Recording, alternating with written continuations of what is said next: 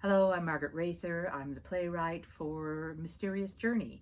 Of course, I am adapting from terrific authors, and this week I want to talk about one of them, Poul Anderson, who is a science fiction Grand Master. I first began reading Poul Anderson as a teenager. I'm a lifelong fan. I was delighted to find he had a public domain story that we could use as the basis for one of our episodes. The story was Out of the Iron Womb.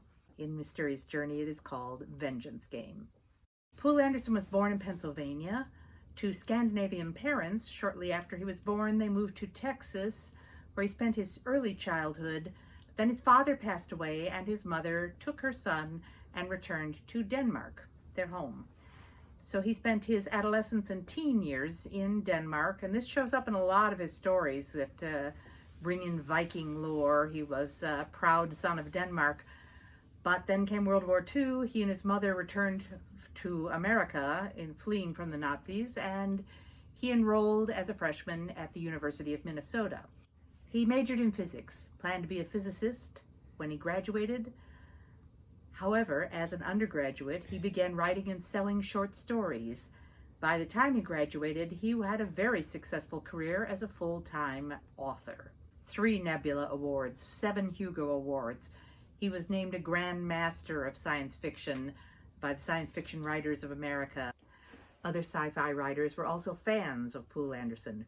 Robert Heinlein dedicated his novel, The Cat Who Walks Through Walls, to Poul Anderson.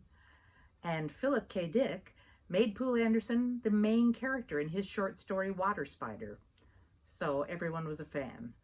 He was a proponent of hard science fiction, and the distinction there is that to the best of their knowledge, those who wrote hard science fiction, everything was scientifically possible. One of the constant recurring themes was underestimating so-called primitive societies.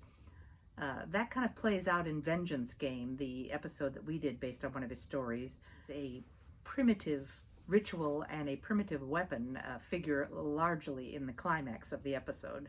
I'm getting to indulge my science fiction loving self in this podcast, so I hope you enjoy as well.